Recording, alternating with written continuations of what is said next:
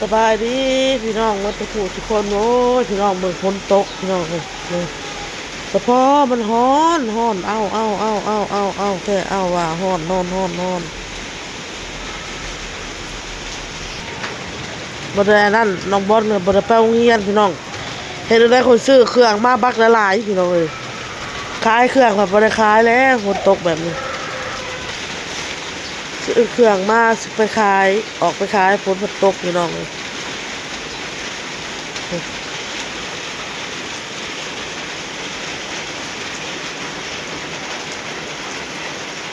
เบิ่งน้ำพี่น้องเบิ่งแล้วพี่น้องเด้อน้องบอลพี่น้องปัดเมียนแล้วสะอาดแล้วเรียบร้อยเบิ่งมีดจ้ะบ่แล้วแหละบ่ได้เมียนได้เห็ดแล้วก็บ่ได้เมียนแม่บอกอย่าเห็ดเด้อว่าวไม่เห็ดว่าวอีกแล้วนี่กระเป๋าไว้นี้น้องไม่มาเห็นแล้วก็น้องกะลิ้นบัดนี้แดดเด้อพี่น้องเอ้ยฝนตกเช้าแล้วแดดได้บัดนี้ขอสิไปตลาดพาน้องบอลไปซื้อเกิบก่อนพี่น้องไปขึ้นลูกพามาเลาะตลาด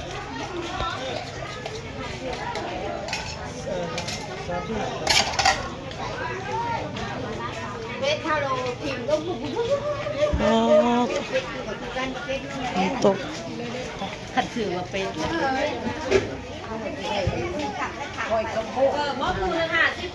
บอลเบิ่งลูกเกิบอะไรโขกในโขก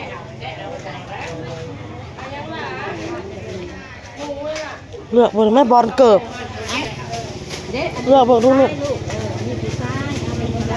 เลือกเบิ่งเบอร์ยังเอาสียังเอารุ่นนี้ดูลูกชอบเบิ่งดูลูกอ่ะให้เราออกก่อนลูกเอาแบบนั้นบ่เกิบฮะ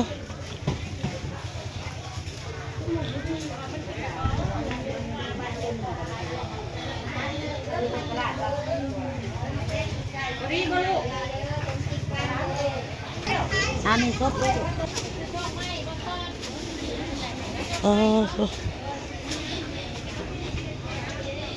เครื่องขายไปไกลหมู่อาเนี่ยอยู่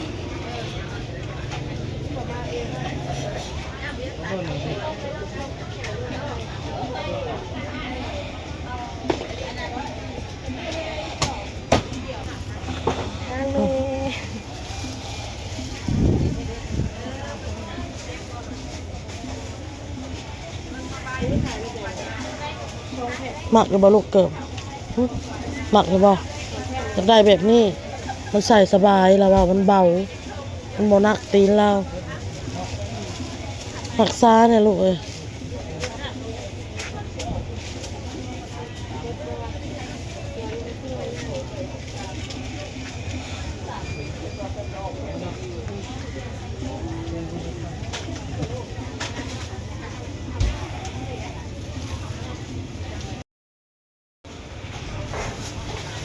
อย่างคนละซอยพี่น้องเลยอย่างซอยหนึ่งซอยน้องอย่างทั้งซอยเทิงน้องบอลกับอาโต้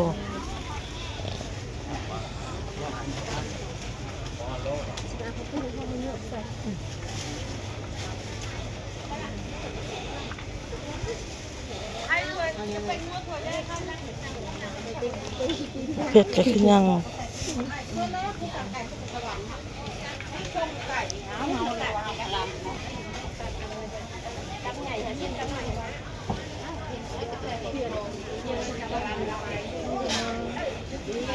ขนาดว่าทำไมสุกเป็นอย่างแกงเนี่ยเอาเปลี่ยนงานได้เด้อมันอยู่ไปยะกับว่าคืออันนี้เพิ่งเอาไม่หยุดฝนตกแล้วบ่ค่อยมีคนลงตลาดทางขายรถแน่เมืองคลองไผ่ก็คือว่าอยู่อันนี้อยู่พี่น้องเลยซอยน้องเขาห่างไปเขาถ้าเอาตัวแนมหาแม่ได้พี่น้องเลยหอกใส่หอกครัวอยู่ชิพักเลยมาซื้อกับคุณเป่าวันน่ะสาวนี่นาประกาศเชิญเลิกกับวีนะผักยังอยู่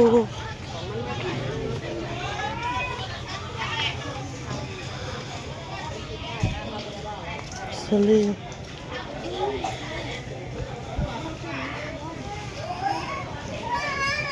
ไม่ยังน้องอยากได้ยังอยากขึ้นรถจะล้มอ่านมาขึ้นรถมาฮอดเงื่อนแล้วพี่น้องไปตลาดมากอะไรเอ้าขนมมาให้ขนมอันนี้ขนมอันนี้พี่น้องเด็กน้อยก็จะหมักกิน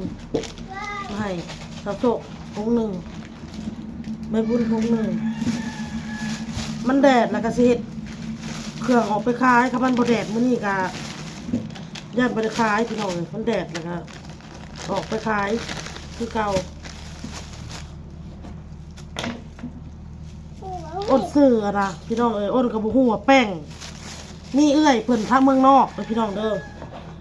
เพิ่นบอกสูตรอ้นมาทอดไก่พี่น้องใส่ผงกระเทียมนะใส่แป้งกระเทียมมันนี่ของอ้นมันบ่มีขายอยู่ลาวนี่นะหรือว่ามันมีแต่ว่า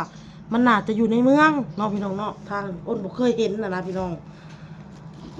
แล้วอ้นบ่ฮู้ว่าแป้งข้าวเจ้านี่มันทอดได้หรือบ่นี่อ้นซื้อมาเนาะพี่น้องเนาะเพราะว่าแป้งนี่เคยเฮ็ดแต่ขนมบ่เคยเอามาทอดเนาะพี่น้องเนาะแล้วเพิ่นว่าเพิ่นบอกสูตรอ้นเนาะพี่น้องใส่พริกไทยน้ำแน่อ้นก็สิใส่พริกไทยน้ำใส่กระเทียมเนาะพี่น้องเนาะเพราะว่าอ้นทอดแต่ละเทื่อแล้วอ้นมักใส่ขิงวันนี้อ้นสิบ่ได้ใส่ขิงนะพี่น้องใส่กระเทียมแล้วก็ใส่พริกไทยเนาะพี่น้องเนาะแล้วก็ปรุงใส่เกลือน้อยหนึ่งผงชูรสน้อยหนึ่งเนาะเพิ่นบอกสูตรมาพี่น้องแซ่บเพิ่นว่าก็สิลองเฮ็ดสูตรเพิ่นเพราะว่าอ้นบ่ฮู้ว่าแป้งอันนี้มันสิทอดได้หรือบ่เนาะเพราะว่าบ่เคยเฮ็ดนะเฮาบ่มีประสบการณ์เฮาบ่มีแต่เคยเอามาเฮ็ดขนมส่วนมากนะอ้นทอดแต่ละเทื่อเด้ซะอ้นใส่แป้งหยังอ้นใส่แป้งอันนี้เนาะพี่น้องนี่แป้งโคกิพี่น้องที่อ้นทอดแต่ละเทื่ออ้นใส่แป้งอันนี้เนาะแล้วแป้งอันนี้อ้นบ่เคยเอามาทอดแล้วอ้นสิลองเบิ่งพี่น้องสิลองทอดเบิ่งเนาะว่ามันสิได้บ่เดี๋ยวก็สิเอาคลิปนี้ลงเลยก็สิถ้าเบิ่งคอมเมนต์นำพี่น้องเอ้ยถ้าเบิ่งคอมเมนต์แล้วก็สิลองเอามาทอดก่อนชิ้นหนึ่งเนาะพี่น้องเนาะถ้าว่ามันเฮาบ่ฮู้ว่าแป้งข้าวเจ้ามันอันเดียวกันบ่ที่กับเอื้อยเพิ่นเว้านะเฮายันข้าวเจ้าคนละแบบคนละโมดนะคนละอย่างนะเฮายันมันบ่คือกับเอื้อยเพิ่นเว้าแป้งข้าวเจ้าเพิ่นว่ามันเป็นของไทยเด้พี่น้องเอ้ยสนิทเคปิส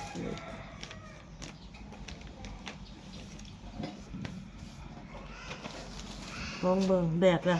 ก็สิค่าแต่ว่าเฮาซื้อมานำแน่แล้วลูกศอกลูกชิ้นอีหยังเฮาก็เฮ็ดแล้วเลยพี่น้องเนาะมีแต่ทอดไก่นี่แหละออกไปส่งปลาก็บ่ได้ซ้ำบ่ทันพี่น้องเอ้ยโทรไปกับเขาจองมาแล้วโทรไปมื้อเช้านี่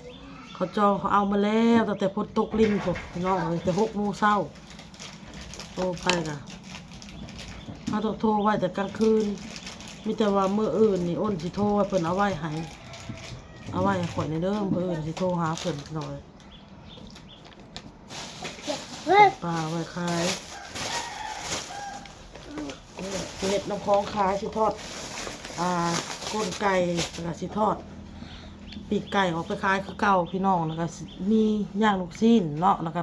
ก้นไก่ปีกไก่อ้นมื้อนี้พี่น้องเพราะว่าสมปลามันก็บ่ทันเนาะแล้วก็กับเครื่องที่อ้นสิสั่งมาขายนี่ก็คืออ้นเว้าพี่น้องมีตีนไก่ดองไล่กระดูกหั่นแล้วก็ตีนเป็ดดองปีกเป็ดดองเนาะพี่น้องก็สิมีกระปุ้นแห้งน้ำแน่ข้าวเปียกแห้งน้ำแน่ที่แบบว่าเพิ่นเฮ็ดสำเร็จรูปมาแล้วก็มีเครื่องเคียงสิกับหั่นเนาะพี่น้องเนาะมีแต่มันต้มกับเครื่องเคียงน้ำซุปยังเพิ่นก็อยู่หั่นประมาณนั้นเนาะพี่น้องเนาะก็ประมาณ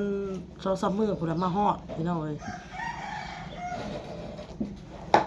ก็ได้แต่ฝากนะพี่น้องเด้อฝากอุ่นๆอ้นแน่พี่น้องเอ้ยเฮ็ดไปนี่แหละพี่น้องเอ้ยได้เล็กๆน้อยๆดีกว่าบ่ได้หยังเลยนะพี่น้องเนาะดีกว่าอยู่ละล่าพี่น้องเอ้ยเฮาก็ได้เฮ็ดคลิปไปนำเอาคลิปนี้อ้นก็ลาไปก่อนพอกันคลิปหน้าพี่น้องสบายดีบ๊ายบายน้องบอลก็ได้เกิดใหม่แล้วน้องบอลบ่ได้ไปโรงเรียนฝนตกมื้อเช้านี้มีแต่สิไปคาบแรงเอานุ่งเครื่องนุ่งของแล้วก็กินข้าวกินน้ำก็สิเอาเพิ่นไปส่งพี่น้องไปส่งไปโรงเรียนไปตอนแรง